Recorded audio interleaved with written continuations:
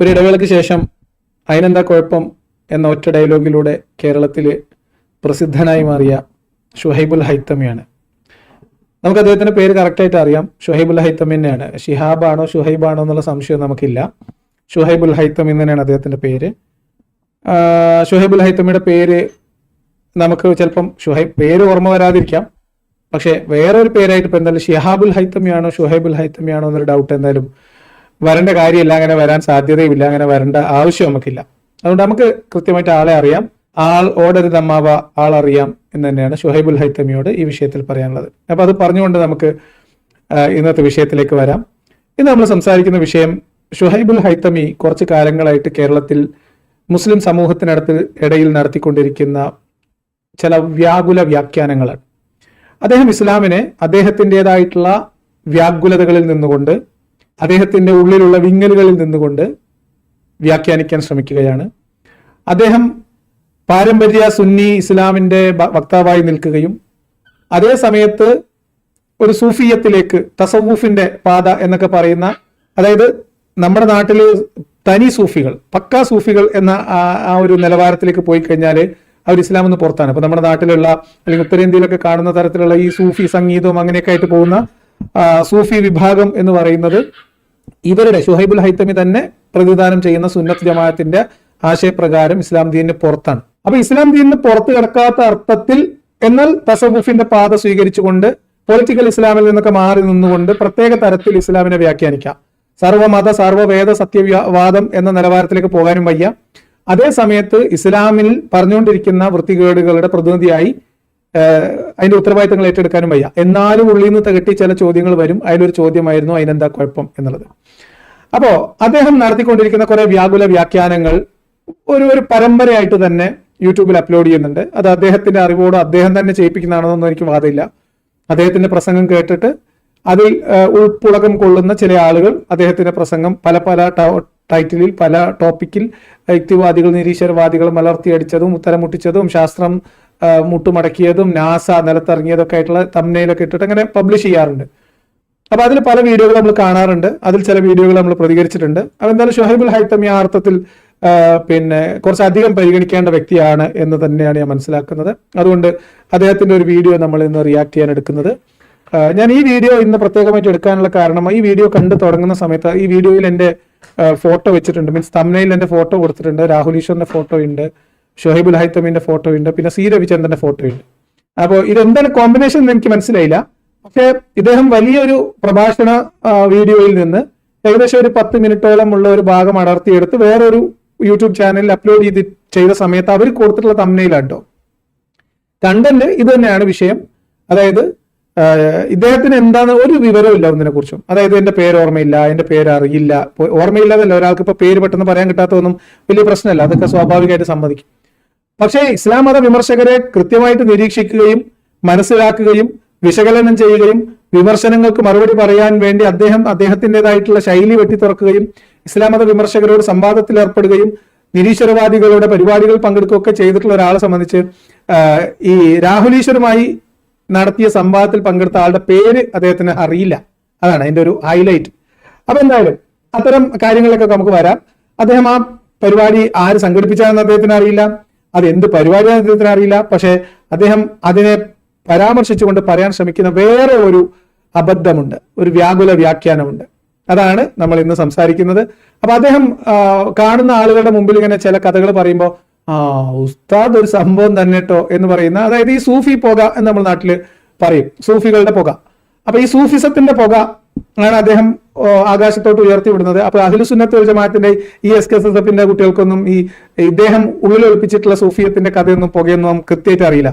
അതുകൊണ്ട് ആ കുട്ടികൾ, ആ പുകയടിക്കാത്ത കുട്ടികൾ എന്ന് വിചാരിക്കും, ആഹാ ഉസ്താദ് കൊള്ളാലോ എന്നൊരു ചിന്ത ഉണ്ടാക്കാവുന്ന തരത്തിലുള്ള ചില പ്രയോഗങ്ങളൊക്കെ നടത്തി അങ്ങനെ പോവാണ്. അപ്പൊ ആ വീഡിയോ നമ്മളൊന്ന് വിശകലനം ചെയ്യുന്നു. അതിലേക്ക് എല്ലാവർക്കും സ്വാഗതം. ഈ അടുത്ത കാലത്ത് തിരൂരിലൊരു സംവാദമുണ്ട്. ഞാൻ അധികം അതിന്റെ സംഘാടനം ഫോളോ ചെയ്തിട്ടില്ല. ഈ അടുത്ത കാലത്താണ്, ഓഗസ്റ്റ് 25 മറ്റോ ആണ്. അതാണ് അദ്ദേഹത്തിന് സംഘാടനം. അദ്ദേഹം സംഘടനക്കാരുടെ പേര് പറയുന്നുണ്ട്, സംഘത്തിന്റെ പേര് പറയുന്നുണ്ട്, പരിപാടി വാർഷിക സമ്മേളനമാണെന്ന് പറയുന്നുണ്ട്, ഒക്കെ പറയുന്നുണ്ട്. തിരൂരാണ് നടന്നതെന്ന് അദ്ദേഹത്തിന് അറിയാം.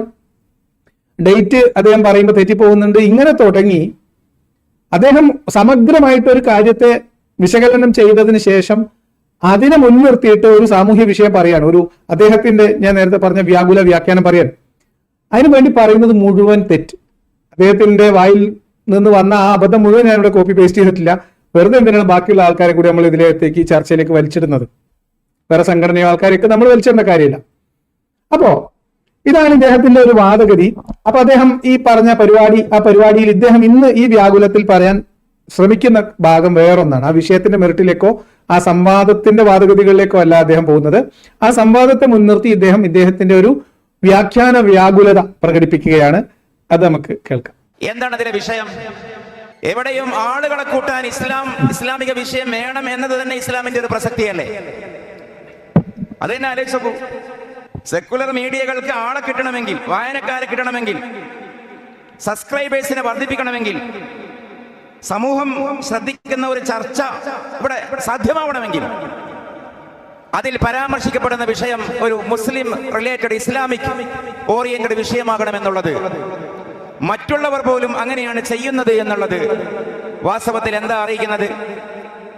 ഇപ്പോഴും ലീവിംഗ് റിലീജിയൻ, ഫങ്ഷണൽ റിലീജിയൻ ഇസ്ലാം ആണ് എന്നല്ലേ എന്നാണ് അദ്ദേഹം ചോദിക്കുന്നത്. അതായത് മറ്റെല്ലാ മതങ്ങളും ഇങ്ങനെ എന്തായി അപ്രസക്തമായ കാലത്ത് എല്ലാവരും ഇസ്ലാമിനെ കുറിച്ച് മാത്രം ചർച്ച ചെയ്യുമ്പോൾ അത് സൂചിപ്പിക്കുന്നത് ഇസ്ലാമിന്റെ ഇമ്പോർട്ടൻസ് അല്ലേ, ഇസ്ലാമിന്റെ പ്രസക്തി അല്ലേ, ഇസ്ലാമിനെ ഭയങ്കര പോസിറ്റീവായിട്ട് ആളുകൾ പരിഗണിക്കുന്നത് കൊണ്ടല്ലേ എന്നാണ് അദ്ദേഹം പറയാൻ ശ്രമിക്കുന്നത്. ഞാൻ നേരത്തെ പറഞ്ഞതുപോലെ ഈ സൂഫി പുകയൊന്നും തലയിൽ കയറിയിട്ടില്ലാത്ത ആളുകളെ സംബന്ധിച്ച്, അല്ലെങ്കിൽ ഇങ്ങനെ അന്തം വിട്ടിരിക്കുന്ന ആളുകളെ സംബന്ധിച്ച് ശരിയാണല്ലോ എന്ന് തോന്നും.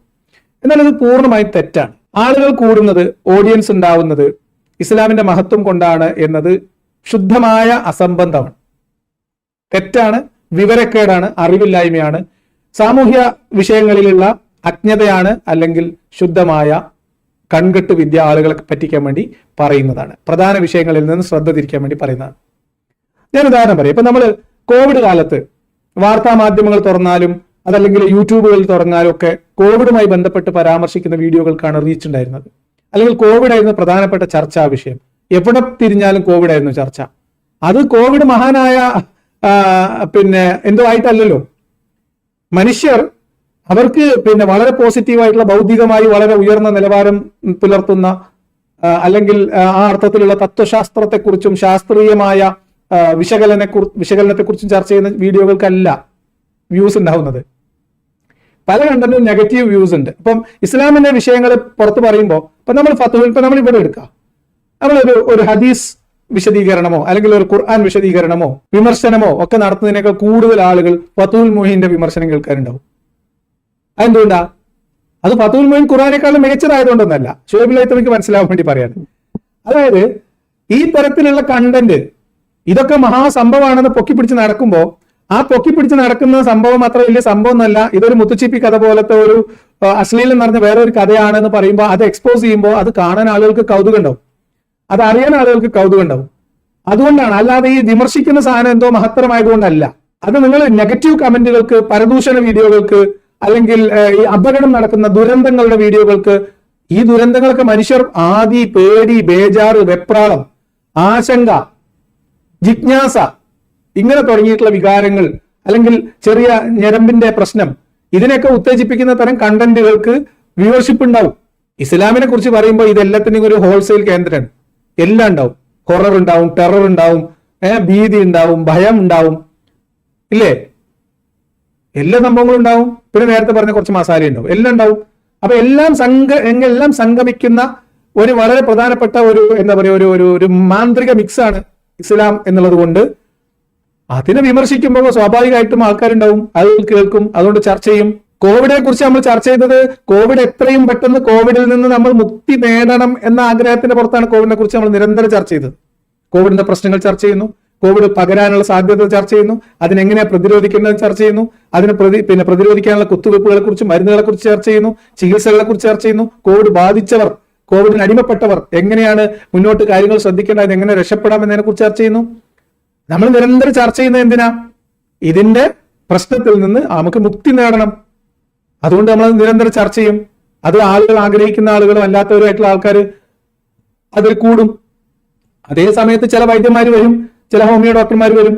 അവർ പറയും എന്താ ഞങ്ങളത്തെ തുള്ളി മരുന്നുണ്ട്, അത് നിങ്ങൾ 100 ഒന്നാക്കിയിട്ട് ലഘൂകരിച്ച് കുടിച്ചോളി, നിങ്ങളെ പിന്നെ എല്ലാ പ്രശ്നത്തിനും പരിഹാരം. നമ്മൾ ആരെങ്കിലും മൈൻഡ് ചെയ്യോ? ആലപ്പുഴയിൽ ഒരു വൈദ്യരുണ്ടായിരുന്നു, കുത്തിവെപ്പ് എടുക്കരുത്, കോവിഡ് എന്ന് പറഞ്ഞു, വാക്സിൻ ഇല്ല, വൈറസ് രസായനം ഇല്ല എന്നൊക്കെ പറഞ്ഞിട്ട് വരും. അങ്ങനെയൊക്കെ വരും. അപ്പൊ അതിനൊക്കെ നമ്മൾ അവഗണിച്ച് ഇതിനെക്കുറിച്ച് സജീവമായിട്ട് ചർച്ച ചെയ്യുന്നത് കോവിഡ് പിന്നെ അള്ളാന്റെ മലക്കായതുകൊണ്ടല്ല, കോവിഡിന്റെ മഹത്വം പ്രമാണിച്ചിട്ടുമല്ല, കോവിഡിന്റെ അപകടം തിരിച്ചറിഞ്ഞാൽ ആ കോവിഡിൽ നിന്നുള്ള മുക്തി ആഗ്രഹിക്കുന്ന ജനം, അല്ലെങ്കിൽ ആ കോവിഡിൽ നിന്ന് ജനങ്ങളെ മോചിപ്പിക്കണം, അല്ലെങ്കിൽ അതിന്റെ പ്രശ്നങ്ങളിൽ നിന്ന്, പ്രതിസന്ധികളിൽ നിന്ന് നമുക്ക് മറികടക്കണം എന്ന് തോന്നുമ്പോൾ സ്വാഭാവികമായിട്ട് അതിനെക്കുറിച്ച് ചർച്ച ഉണ്ടാവും. അത്തരം ചർച്ചകളിൽ ആളുണ്ടാവും. ചിലപ്പോൾ ഇറലവന്റ് ആയിട്ടുള്ള ചില ചർച്ചകളൊക്കെ നടത്തും. ഇതൊക്കെ ഇതിൽ നിന്ന് രക്ഷപ്പെടാൻ വേണ്ടിയിട്ടുള്ളത്. അപ്പൊ ഇസ്ലാമിനെ കുറിച്ച് ഇപ്പോഴും ചർച്ച ചെയ്യുന്നത് എന്തോ മഹാസംഭവമാണ്, അത് ഇസ്ലാം വലിയ സംഭവം ആയതുകൊണ്ടാണ് എന്ന് ചിന്തിക്കുന്നതിൽ ഒരർത്ഥമില്ല. അന്ന് അവിടെ നടന്ന ചർച്ചയുടെ വിഷയം ഇസ്ലാമിലെ അടിമത്തം മാനവികമോ എന്നുള്ളതായിരുന്നു. ആരൊക്കെയാണ് അവതരിപ്പിക്കുന്നത്? ഒരു ഭാഗത്ത് ഇസ്ലാമിനെ പ്രതിനിധീകരിച്ചുകൊണ്ട് സംസാരിക്കുന്നത് രാഹുൽ ഈശ്വർ. ഇസ്ലാമിലെ അടിമത്തം അമാനവികമാണെന്ന് സംസാരിക്കുന്നത് ഇസ്ലാം വിട്ടിട്ടും ഇസ്ലാമിൽ ഒട്ടിപ്പോയി നിൽക്കുന്ന പരശതം സഹോദരന്മാരിൽ ഒരു പ്രതിനിധിയായ ലിയാഖത്ത് അലി എന്നാണെന്ന് തോന്നുന്നു അദ്ദേഹത്തിന്റെ പേര്. ഷൗക്കത്ത് അലി ഓർ ലിയാഖത്ത് അലി? ലിയാഖത്ത് അലി സി. ആയിക്കോട്ടെ, എന്തായാലും അലി ഉണ്ടല്ലോ ലാസ്റ്റ്, അത് മതി. ഹൈത്തമിയുമായിട്ട് ഈ മതവിമർശന രംഗത്തേക്ക് കടന്നു വന്നതിന് ശേഷമുള്ള എന്റെ ഓർമ്മ, ഏകദേശം 40 മിനിറ്റോളം ഞാനും ഹൈത്തമി തമ്മിൽ ഒരു ഘട്ടത്തിൽ സംസാരിക്കുന്നുണ്ട്, ഫോണിൽ സംസാരിക്കുന്നുണ്ട്. ആ സംസാരത്തിലുടനീളം ഇസ്ലാം മത വിമർശന രംഗത്തേക്ക് പൂർണ്ണമായി കടന്നു വരുന്നതിന് മുൻപുള്ള മതം നിരാസം തുറന്ന് പ്രഖ്യാപിച്ചതിന് ശേഷമുള്ള സംഭവബഹുലമായ ഒരു വർഷത്തിനിടയിൽ നടന്ന സംഭാഷണമാണ് ഞാൻ പറയുന്നത്. ഇവിടെ ഇസ്ലാമുമായി ബന്ധപ്പെട്ട് ഹൈത്തമിയും ഞാനും തമ്മിൽ സംസാരിക്കുന്ന വിഷയത്തിൽ നിന്ന് ഹൈത്തമിയുടെ ഈ സൂഫിയത്തിന്റെ പുകയുടെ ചില എലമെന്റുകൾ എനിക്ക് അപ്പൊ തന്നെ മനസ്സിലായിരുന്നു. പക്ഷെ അദ്ദേഹം വളരെ തന്ത്രപരമായി ഇവിടുത്തെ മുസ്ലിങ്ങളെ ബാധിച്ചിരിക്കുന്ന, ഞാൻ പറയുന്നത് ഇസ്ലാമിക സമൂഹത്തിനകത്ത് നിന്നുകൊണ്ട് ചർച്ച ചെയ്യുമ്പോൾ പോലും ഇസ്ലാമിക സമൂഹത്തിനെ, കേരളത്തിലെ മുസ്ലിം സമൂഹത്തിനെ ഇന്ന് ഗ്രസിച്ചുകൊണ്ടിരിക്കുന്ന വഹാബി തൗഹീദിന്റെ അപകടം പിടിച്ച ജിഹാദി ഇസ്ലാമിന്റെ പ്രശ്നത്തെക്കുറിച്ച് അദ്ദേഹത്തിന് പൂർണ്ണമായ ബോധ്യമുണ്ട്. സമസ്തകൾ പോലും വഹാബിവൽക്കരിക്കപ്പെടുന്നതിനെ കുറിച്ച്, സുന്നി വേഷം കെട്ടിയ വഹാബികളെ കുറിച്ച്, സുന്നി മദ്രസകളിൽ വഹാബി തൗഹീദിന്റെ ആശയങ്ങൾ പഠിപ്പിക്കുന്നതിനെ കുറിച്ച്, ദഅവത്ത് എന്ന അപകടകരമായിട്ടുള്ള പ്രശ്നങ്ങൾ അത് മുസ്ലിം സുന്നി വിഭാഗത്തിന്റെ മദ്രസകളിലേക്കും മതപാഠശാലകളിലേക്കും ഈ അരിച്ചു കയറുന്നതിനെ കുറിച്ചൊക്കെ ഞാൻ ചർച്ച ചെയ്യുമ്പോൾ കേരളത്തിലെ പരമ്പരാഗത സുന്നി, ഇവർ ഈ പറയുന്ന സൂഫിയത്തിന്റെ അംശമൊക്കെ നിലനിൽക്കുന്നു എന്ന് പറയുന്ന തികച്ചും സമാധാനപ്രിയരായിരുന്ന പരമ്പരാഗത സുന്നി ആശയത്തിൽ ഉണ്ടായിരുന്ന നമ്മുടെ പൂർവികന്മാരായിട്ടുള്ള മുസ്ലിങ്ങളുടെ ആ മതബോധത്തിനകത്തേക്ക് വഹാബി തൗഹീദ് അരിച്ചിറങ്ങുമ്പോൾ നിങ്ങൾ എന്തെടുക്കുകയായിരുന്നു എന്ന ചോദ്യത്തിന് മറുപടി പറയാതെയാണ് ഷുഹൈബുൽ ഹൈത്തമി അന്ന് പോയത്. അപ്പൊ ഷുഹൈബുൽ ഹൈത്തമിക്ക് മുസ്ലിം സമൂഹം ഇന്ന് അനുഭവിക്കുന്ന പ്രശ്നത്തെക്കുറിച്ചും അതിനകത്ത് ആഭ്യന്തരമായിട്ട് ഇസ്ലാമിക സമൂഹം നേരിടുന്ന ഏറ്റവും വലിയ വെല്ലുവിളിയെക്കുറിച്ചും മുസ്ലിം സമൂഹത്തെ ഒന്നടങ്കം അപകടത്തിൽപ്പെടുത്താൻ പര്യാപ്തമായ വഹാബി തീവ്രവാദത്തിന്റെ അതിപ്രസരത്തെക്കുറിച്ചും ഒക്കെ പൂർണ്ണമായ ബോധ്യമുള്ള ഷുഹൈബുൽ ഹൈത്തമി പക്ഷേ അതിനെതിരെ മിണ്ടാറില്ല എന്നുള്ളത് പ്രത്യേകം ശ്രദ്ധിക്കണം. എന്നിട്ട് ഇദ്ദേഹം ഈ പ്രശ്നങ്ങളൊക്കെ മറച്ചു പിടിച്ച് ഇദ്ദേഹം മാത്രം ആസ്വദിക്കുന്ന ഒരു സൂഫി പുകയുടെ ഓരത്ത് ചേർന്ന് നിന്ന് ഇദ്ദേഹം ചില വ്യാകുല വ്യാഖ്യാനങ്ങൾ നടത്തി ഖുർആാനിനെയും ഇസ്ലാമിനെയും രക്ഷിക്കാൻ ശ്രമിക്കുകയാണ്. അപ്പൊ അദ്ദേഹത്തിന് എന്റെ പേര് ഓർമ്മയില്ല. പരിപാടിയുടെ ടൈറ്റിൽ എന്തായിരുന്നു? ഇസ്ലാമിക അടിമത്തം മാനവികമോന്നോ? അങ്ങനെ ടൈറ്റിലേ ഞാൻ വെച്ചിട്ടില്ല. അടിമത്തം മാനവികമോ എന്നൊരു ടൈറ്റിലോ അങ്ങനെ ഒരു ചോദ്യമേ ഇല്ല, അങ്ങനെ ടൈറ്റിലും ഇല്ല. ഇസ്ലാമിലെ അടിമത്തം അത്ര ഉണ്ടായിരുന്നുള്ളൂ ടൈറ്റിൽ. അപ്പൊ നോക്കൂ, ഒരു 2 മാസം മുൻപ് മാത്രം നടന്ന, അല്ലെങ്കിൽ 1 മാസമോ 1.5 മാസമോ മുൻപ് നടന്ന ഒരു പ്രോഗ്രാമിന്റെ ഒരു പോസ്റ്ററിൽ നിന്ന് ലഭിക്കാവുന്ന മുഴുവൻ വിവരങ്ങളെയും വക്രീകരിച്ചുകൊണ്ട് അവതരിപ്പിക്കാം. അത് പൂർണ്ണമായിട്ട് അബദ്ധം പറ്റിയതാണ്. ഓഗസ്റ്റ് 23 25 സംവാദത്തിന്റെ ടൈറ്റിൽ വേറെയായിരുന്നു, സംഘാടകർ വേറെയായിരുന്നു, സംവാദകന്റെ പേരും അദ്ദേഹത്തിന് ഓർമ്മയില്ല. ആലോചിക്കണം, ഞാൻ മതവിമർശന രംഗത്തേക്ക് കടന്നു വരുന്നതിന് മുൻപ് ഞങ്ങൾ 1-on-1 ഏകദേശം 1 മണിക്കൂർ സംസാരിച്ചു. അന്ന് ഞാൻ ഒരു ഇസ്ലാം വിമർശകനായിട്ടില്ല, ഒരു മുർത്തദായിട്ടോളൂ. മുർത്തദായി കഥകിന് പുറത്തിറങ്ങി നിൽക്കുന്ന ഒരു മുർത്തദിനോട് ഇസ്ലാമിന്റെ കാഴ്ചപ്പാടിൽ തൗബ ചെയ്ത് അകത്തോട്ട് കയറ്റാൻ മുസ്ലിം സമൂഹം, ഉമ്മത്ത് അല്ലെങ്കിൽ ഇമാമ് നിർബന്ധിക്കേണ്ടുന്നതിന്റെ സാഹചര്യത്തിൽ, ചർച്ച നടത്തേണ്ട സാഹചര്യത്തിൽ, ആ കാലഘട്ടത്തിൽ ഇസ്ലാമിനകത്തുള്ള പ്രശ്നങ്ങളെ കുറിച്ച് ഞാൻ പറഞ്ഞ ഷുഹൈബുൽ ഹൈത്തമിയോട് പറഞ്ഞ വാദങ്ങൾ ഷുഹൈബുൽ ഹൈത്തമിക്ക് അറിയാവുന്നതാണെന്ന് എനിക്ക് ബോധ്യമുണ്ട്. അതേ സമയത്ത് ഷുഹൈബുൽ ഹൈത്തമി ഒരേ സമയം സൂഫി പുകയും അതേ സമയത്ത് വഹാബി ഇസ്ലാമിന്റെ പ്രബോധന പ്രക്രിയയും ഈ രണ്ടും ഒരുമിച്ച് കൊണ്ടുപോകാൻ ശ്രമിക്കുന്ന ഒരു സൈക്കിൾ യജ്ഞക്കാരനാണ് ഷുഹൈബുൽ ഹൈത്തമി. അതുകൊണ്ടാണ് അദ്ദേഹം ഇസ്ലാമിക വിഷയങ്ങളിൽ ഇങ്ങനെ വ്യാകുലമായി വ്യാഖ്യാനങ്ങൾ ചമക്കുന്നത്. ഇസ്ലാമുമായിട്ട് യാതൊരു ബന്ധമില്ലാത്ത, ഖുർആനുമായിട്ട് ബന്ധമില്ലാത്ത കാര്യങ്ങൾ, മനുഷ്യന്റെ അത്ഭുതങ്ങൾ അല്ലെങ്കിൽ അറിവിന്റെ പരിമിതികൾ, ഇതിനെയൊക്കെ ചൂഷണം ചെയ്തുകൊണ്ട് ഇദ്ദേഹത്തിൻ്റെതായിട്ടുള്ള ചില വ്യാഖ്യാന വാതായനങ്ങൾ തുറക്കുകയാണ് അദ്ദേഹം ചെയ്യുന്നത്. എന്ന് വിശ്വാസികളെ യാഥാർത്ഥ്യ ബോധത്തിൽ നിന്ന് ഇദ്ദേഹത്തിന്റെ ഈ പുകഭാവനയിലേക്ക് അങ്ങോട്ട് കയറ്റിവിടും. എന്നിട്ട് അവർ അത്ഭുതിച്ച് അങ്ങനെ ചുറ്റിത്തിരിഞ്ഞ് കുറച്ചേരം നടന്നോളും. ആ സമയം കൊണ്ട് ഇദ്ദേഹം പ്രസംഗം കഴിഞ്ഞ് സലാമത്താക്കും, അദ്ദേഹം തടിയെടുക്കും. ഇതാണ് സംഭവിക്കുന്നത്. അതുകൊണ്ട് ഇത് പൂർണ്ണമായിട്ടും ഈ കാര്യവുമായി ബന്ധപ്പെട്ട് ഇദ്ദേഹം പറഞ്ഞത് മുഴുവൻ തെറ്റാണ്. ഇനി കഴിഞ്ഞിട്ടില്ല, ഇദ്ദേഹം ഇതൊക്കെ പറഞ്ഞുകൊണ്ടിരുന്നത് എന്തിനാണ് നമുക്ക് ഇനി കേൾക്കാം. ആലോചിച്ച് നോക്കൂ, ഇസ്ലാമിൽ വിശ്വാസമില്ലാത്ത രണ്ടുപേരാണ് ഇസ്ലാമിന്റെ ഒരു സിസ്റ്റം ചർച്ച ചെയ്യുന്നത്. ഇസ്ലാമിൽ അവരില്ല, അവർ ഇസ്ലാം വിട്ടു എന്നാണ് പറയുന്നത്. പക്ഷെ ഇസ്ലാമിന്റെ ഏത് വിഷയമാണ് ചർച്ച ചെയ്യുന്നത്? അവർ തന്നെ പറയുന്ന ഗോത്രകാല സിസ്റ്റം, അവർ തന്നെ പറയുന്ന അപരിഷ്കൃതമായ സിസ്റ്റം. 2025 ഓഗസ്റ്റ് മാസം നിരീശ്വരവാദികൾ അവർ സമ്മേളനം കഴിക്കുമ്പോൾ, ലക്ഷങ്ങൾ പൊടിച്ചും പിരിച്ചും സമ്മേളനം നടത്തുമ്പോൾ അതിൽ മണിക്കൂറുകൾ എൻഗേജ് ചെയ്യുന്നത്, ഇൻവെസ്റ്റ് ചെയ്യുന്നത് ഇസ്ലാമിലുള്ള ഒരു അവരെ വിശ്വാസ പ്രകാരം, അതെ, ഇസ്ലാമിലുള്ള അല്ലെങ്കിൽ നിരീശ്വരവാദികളുടെ അല്ലെങ്കിൽ ഇസ്ലാം വിമർശകരുടെ, ഇസ്ലാം വിട്ടവരുടെ വിശ്വാസ പ്രകാരം അല്ലെങ്കിൽ അവരുടെ അഭിപ്രായ പ്രകാരം ഏറ്റവും മോശമായ ഒരു ഗോത്രകാല സംസ്കാരത്തെ കുറിച്ച് ചർച്ച ചെയ്യണം. അപ്പൊ ഇതിൽ നിന്ന് മനസ്സിലാക്കി ഇതിൽ നിന്ന് ഇസ്ലാമിന്റെ പ്രസക്തി മനസ്സിലാക്കാം എന്നാണ് അദ്ദേഹം പറയാൻ ശ്രമിക്കുന്നത്. ഇനി എന്താണ് രണ്ടുപേർ, ഇസ്ലാം വിട്ട രണ്ടുപേർ അല്ലെങ്കിൽ ഇസ്ലാമിൽ ഇല്ലാത്ത രണ്ടുപേർ, ഇസ്ലാം ഉപേക്ഷിച്ച ഒരാളും ഇസ്ലാം ആയിട്ടേ ഇല്ലാത്ത ഒരാളും തമ്മിൽ ഇങ്ങനെ ഒരു സംഭവം നടക്കുന്നു? എന്താണ് ഇതിന്റെ സാഹചര്യം? ഇസ്ലാമുമായി ബന്ധപ്പെട്ട് ഈ വിഷയത്തിൽ ചർച്ച ചെയ്യാൻ ഇസ്ലാമിക പണ്ഡിതന്മാർ തയ്യാറല്ലാത്ത സാഹചര്യത്തിൽ വസ്തുനിഷ്ഠമായ വിമർശനങ്ങൾ ഉന്നയിക്കുന്നവരെ അവർക്ക് മറുപടി പറയാൻ കഴിയില്ല എന്നതുകൊണ്ട് ആ ഭാഗത്തേക്ക് തിരിഞ്ഞു നോക്കാതെ മാറി നടക്കുന്നതിന്റെ കാരണത്താൽ ഇസ്ലാമിക വിമർശനം കേട്ടിട്ട് ഇസ്ലാമിനോട് ചേർന്ന് അല്ലെങ്കിൽ ഇസ്ലാമിക സമൂഹത്തിനോടൊപ്പം ചേർന്ന് സഞ്ചരിക്കാൻ ആഗ്രഹിക്കുന്ന രാഹുൽ ഈശ്വർ ഇസ്ലാമിനെതിരെയുള്ള വിമർശനങ്ങൾ കേട്ട് മുസ്ലിം വിഭാഗത്തിലുള്ള മനുഷ്യർ, സാധാരണക്കാർക്ക് മനസ്സ് വേദന ഉണ്ടാകുന്നത് തിരിച്ചറിഞ്ഞിട്ട് മൂല്യന്മാരൊന്നും ഇതിന് മെനക്കെടുന്നില്ല എന്ന സത്യം മനസ്സിലാക്കി ആ സമയത്ത് മുസ്ലിം സമൂഹത്തിന് മൊത്തത്തിലുണ്ടാകുന്ന അരക്ഷിതാവസ്ഥയ്ക്ക് ഒരു ചെറിയ പരിഹാരം അണ്ണാറക്കണ്ണനും തന്നാലായത് എന്ന നിലക്കാണ് രാഹുൽ ഈശ്വർ ഈ സംവാദം ഏറ്റെടുത്ത് മുന്നോട്ട് വരുന്നത്. അത് ഇസ്ലാമിക ഷുഹൈബുൽ ഹൈത്തമി ഉൾപ്പെടെയുള്ള ആളുകൾക്ക് ഈ വിഷയം പരസ്യമായ ചർച്ചയിലേക്ക് വരാൻ കഴിയാത്തത് കൊണ്ടാണ്, അതിന് തയ്യാറാവാത്തത് കൊണ്ടാണ്.